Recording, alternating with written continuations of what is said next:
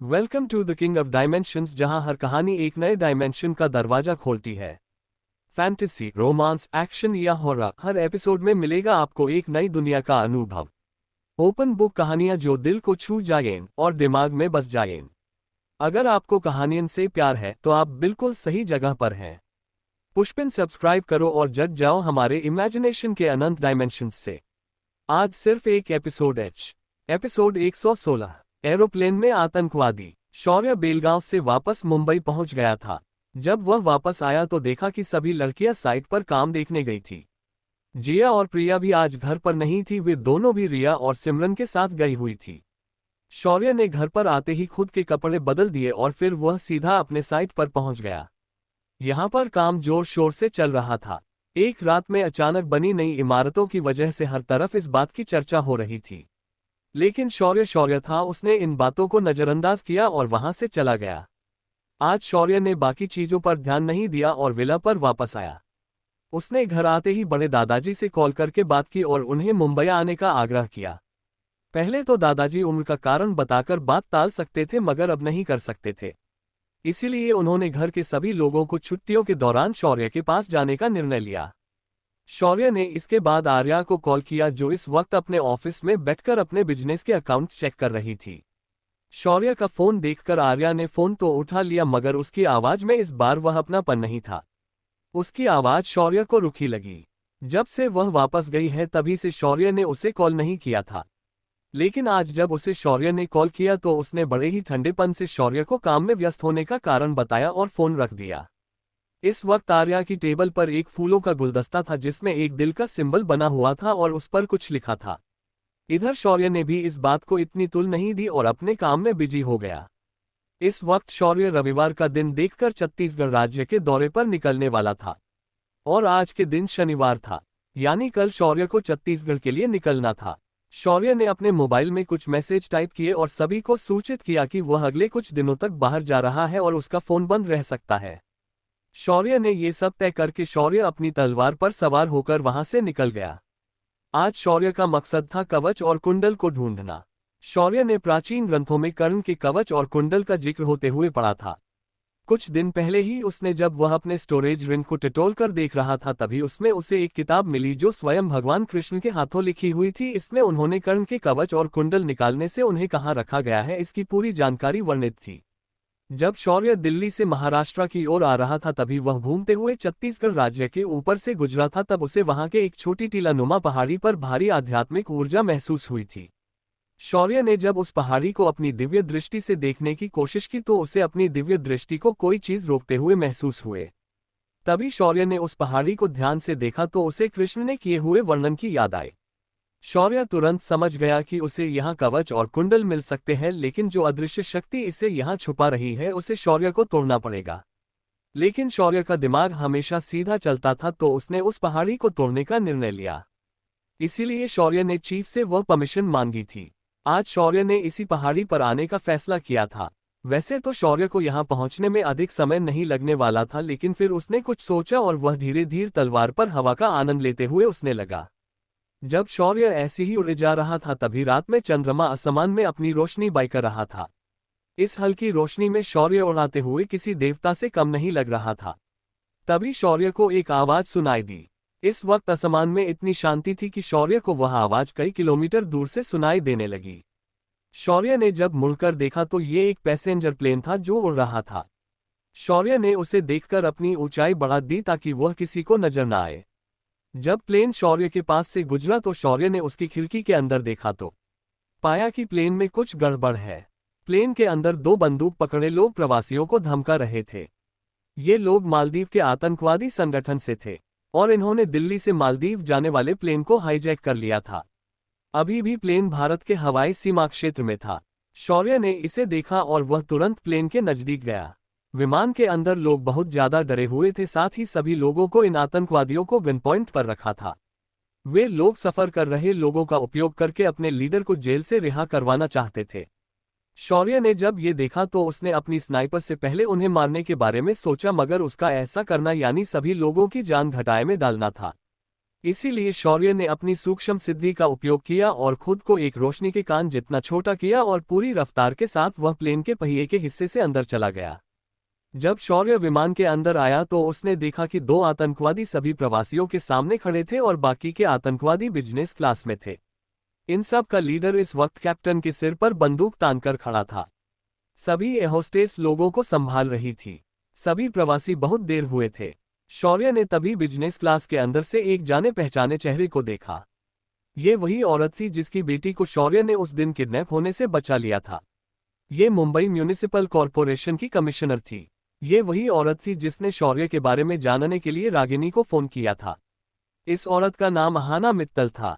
उसे और अन्य प्रवासियों को उन आतंकवादियों ने बिजनेस क्लास से बाहर लाया और इकोनॉमी क्लास के बाकी प्रवासियों के साथ बिठा दिया। सारी परिस्थिति का जायजा लेने के बाद शौर्य वॉशरूम के अंदर गया और अपने असली आकार में आया।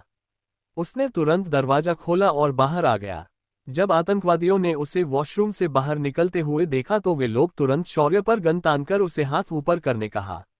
इसे देखकर शौर्य कहा, 1 मिनट अंकल, मेरी जेब खुली है, मुझे इसे बंद करने दो। इतना कहकर शौर्य ने अपनी जेब बंद की और फिर अपना हाथ ऊपर उठाने की बजाय सामने किया मानो उसने कोई बंदूक पकड़ी हो और बोला, अंकल अंकल, मेरे हाथ में भी ऐसी बंदूक है, देखो इसे देखो।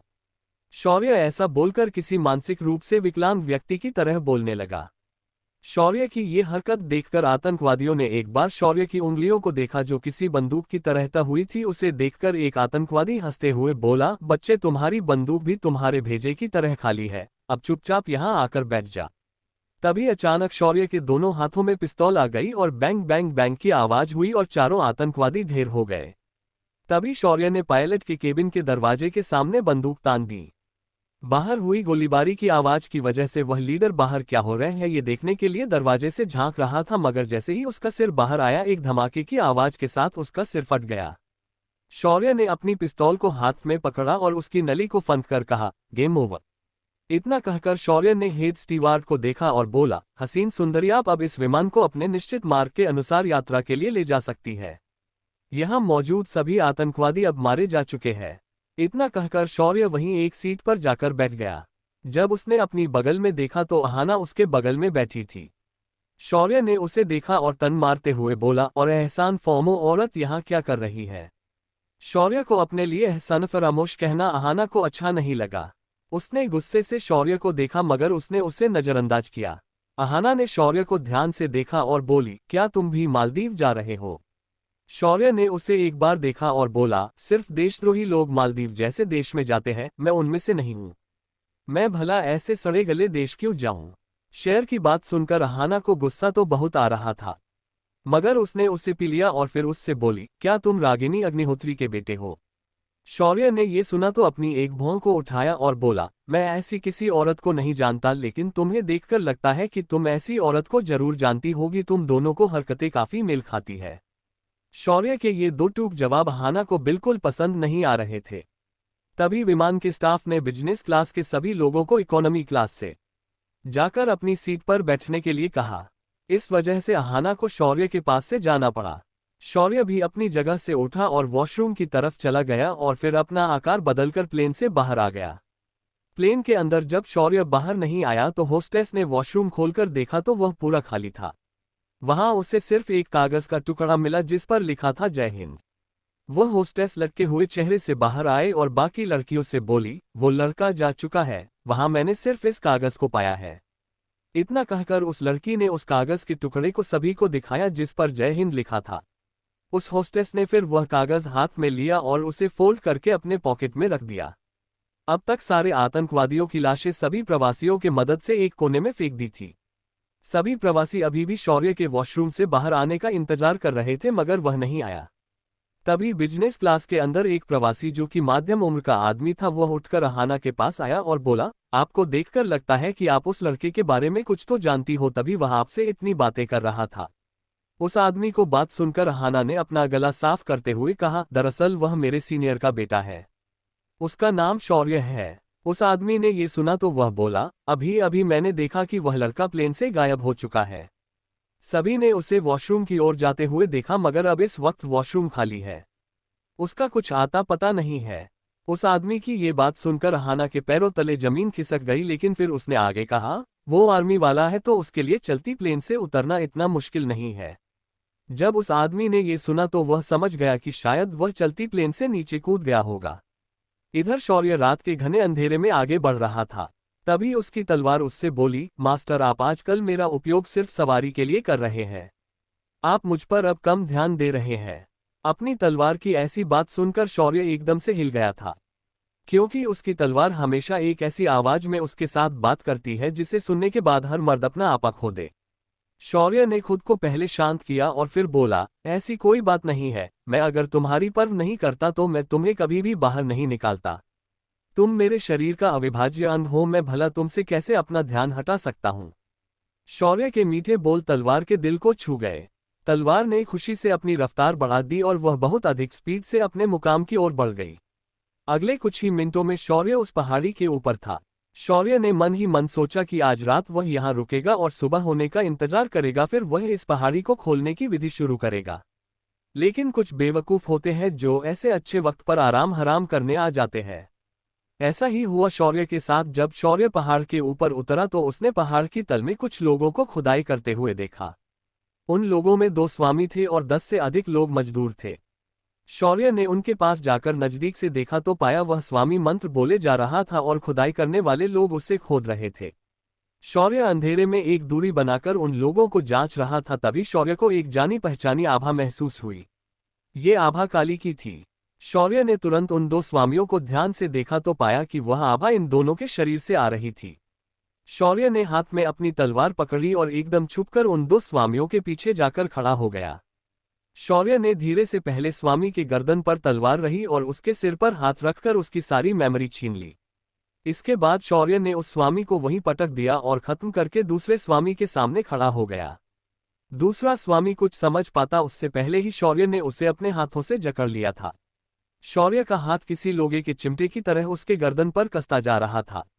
तभी सारे खुदाई करने वाले लोग रुक गए और अपने हाथ में औजारों के साथ शौर्य पर हमला करने के लिए आगे बढ़ गए।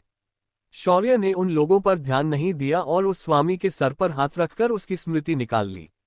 शौर्य ने इतना करने के बाद उस स्वामी को भी वहीं ढेर कर दिया।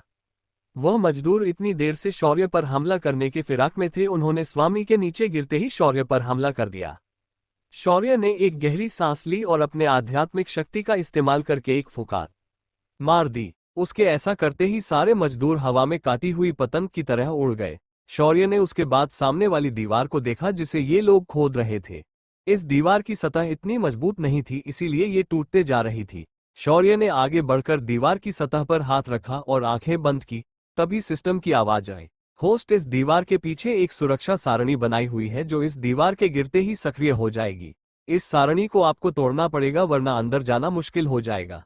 शेर ने ये सुना तो उसने अपने दिमाग में सारणी बनाने का और उसे तोड़ने का ज्ञान याद किया और फिर कुछ मंत्र बोलते हुए उस टीलेनुमा पहाड़ को प्रदक्षिणा करने लगा। क्या शौर्य इस सारणी को तोड़ पाएगा? क्या शौर्य को करना पड़ेगा एक और चुनौती का सामना? अब क्या होगा आगे जानने के लिए बने रहिए हमारे साथ YouTube चैनल पर। Thanks for listening.